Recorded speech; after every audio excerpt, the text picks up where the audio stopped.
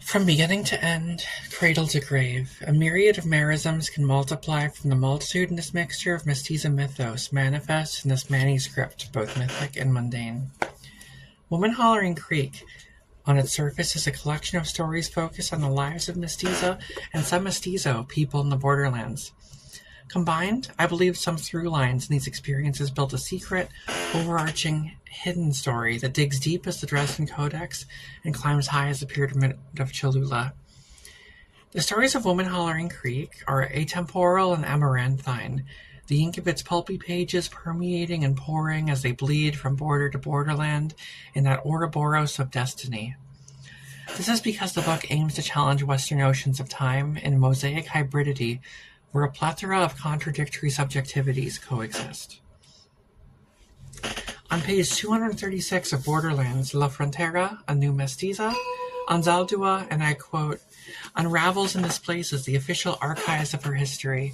She re-envisions official temporal categories, as in a linearity of past, present, future, to date Chicana history beginning with 35,000 BC, but also elaborates otherwise erased temporalities, such as repetition, cyclical time, or time that meanders like the body of a snake. The Mayans used two calendars, the Hab and the Zolkin, which formed the calendar round and tracked agricultural and ritual dates respectively. This understanding of time was cyclical, with some linear models of time practiced by the Aztec elite. As Spanish influence on concepts of time proliferated and displaced Aztec notions, the cyclical beliefs remained in use among indigenous groups, forming a metacycle from the pre-organized times before the Aztec Empire, and Mexica was a rhizome of disparate Toltec confederations. The organized and patriarchal times of the Aztec Empire, and colonial periods of Aztec and Toltec indigenismo, when Spanish influence exacerbated patriarchy and linear models of time.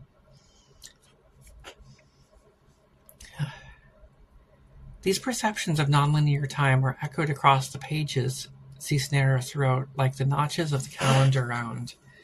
In Bien Pretty, the character Flavio says, I believe love is always eternal, even if eternity is only 5 minutes. I find this line particularly poignant and pulchritudinous, professing a phenomenology of paired present and past, where periods position in parallel peripheries. This cyclical nature is also evident in the structuring of the story, starting with narratives of childhood in part 1, following with adolescence in part 2, and finally stories of adulthood in part 3. This implies that each rereading of the book restarts the cycle.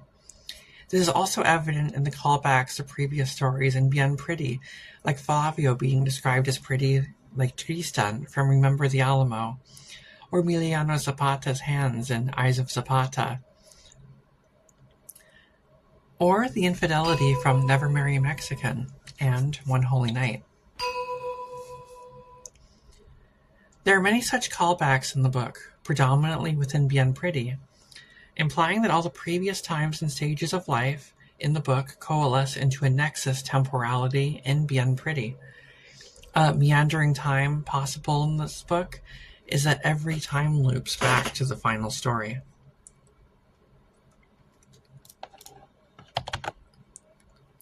These pasts and presents are anthropomorphized in the forms of goddesses, avuncular in the mestiza cultural melange.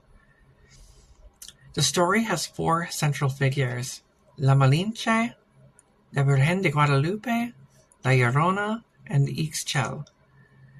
As the story follows a cyclical time, the moon goddess plays a vital role in the performance of those cycles.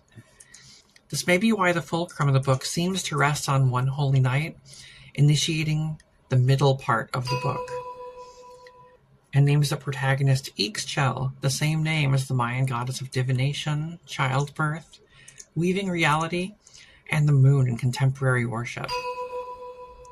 Lunar imagery in the moon in particularly feminine contexts pops up again and again in the stories, which supports the idea that the moon is a feminine figure in all of them, as well as providing a cyclical basis for time. This makes sense and intuits well. given that in most cyclical times the main measurements are the sun and the moon. In fact, the English word month comes from the Old English word for moon. In the end, I believe Lupe will, in living her own life, write stories of her experience and those around her. The finished book will be named Woman Hollering Creek, her first story being Lucy, my friend who smelled like corn. And subsequent stories she writes will continue to cycle into adulthood, the final story being autobiographical. This could be just one more way the story repeats itself.